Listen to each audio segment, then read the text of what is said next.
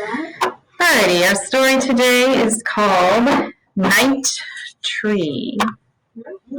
Night Tree.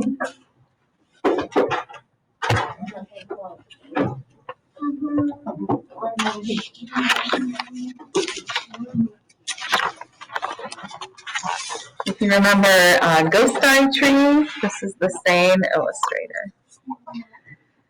You'll notice the pictures are similar. On the night before Christmas, we always go to find our tree. We bundle up so we're warm. Nina is already wearing her boots that are too big for her. She's been wearing them all day. Dad sets our box in the back of the truck with the rest of the stuff, and the four of us squish into the front seat. We drive through the bright Christmas streets to where the dark and quiet begin. Nina is almost asleep in Mom's lap when we stop. Are we there? I ask, and Dad says yes, and rolls down the window so we can smell the tree smell. We scramble out.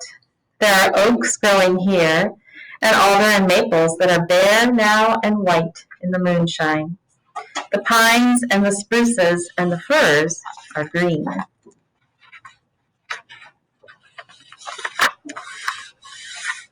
This is called Luke's forest. Luke? But Dad says it's not really a forest, just a nice forgotten place where our town ends. Dad goes first on the path between the trees, carrying our box and the big red lantern. Mom and Nina go next, holding hands. I come last with the blanket. It hasn't snowed yet. It's so cold my breath hurts.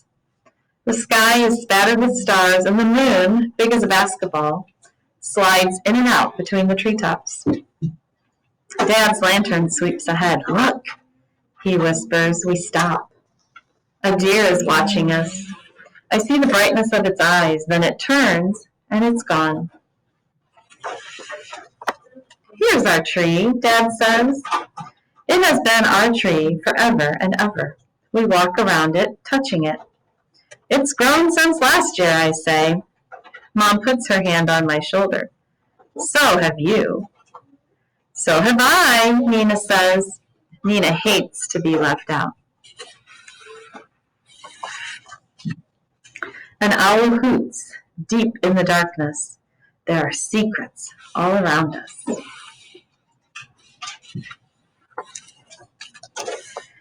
Can I put on the popcorn chain? Nina asks. She hops up and down and right out of one of her boots.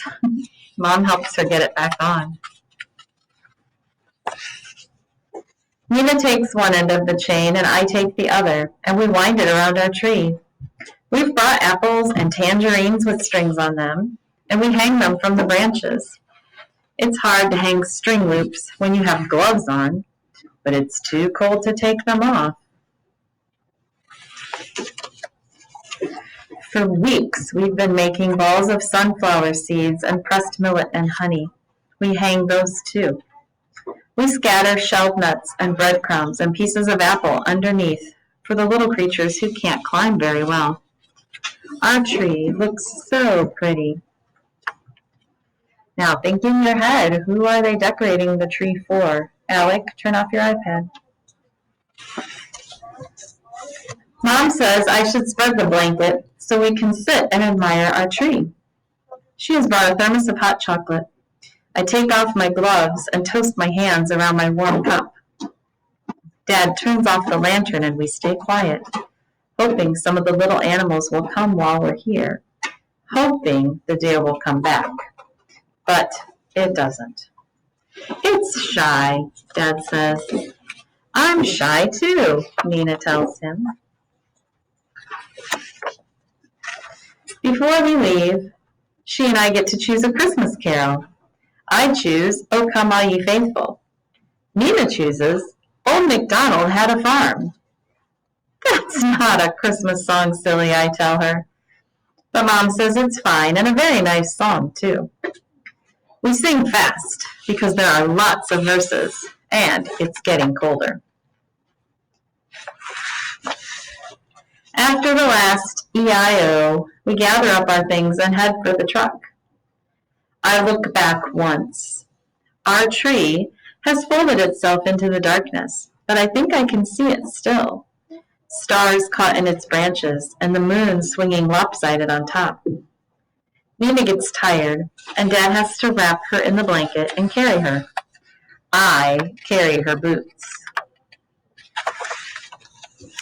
Later in bed, I think about our tree, and sometimes, next day, when the aunts and uncles and the cousins are at our house and it's noisy and happy, I let my mind go back to Luke's forest. I think of the birds having Christmas dinner, and the squirrels and the possums, and the raccoons and the skunks. Now, picture in your head what you think the tree looks like with all those animals. Picture in your head. Is that what you pictured? There might even be a bear, because Dad says bears don't sleep all winter. And if one's going to wake up, I just bet it would wake up for Christmas. Maybe a fox has come, stepping high on its thin, sharp paws, and they're all there together, singing their own Christmas songs on Christmas Day around our tree. Is it a Christmas tree they decorate for themselves? No, it's a tree they decorate for the animals, isn't it? Do they cut it down and bring it into their house? No, they leave it and they go out and decorate it every year at Christmas time for the animals. My favorite. I love the pictures.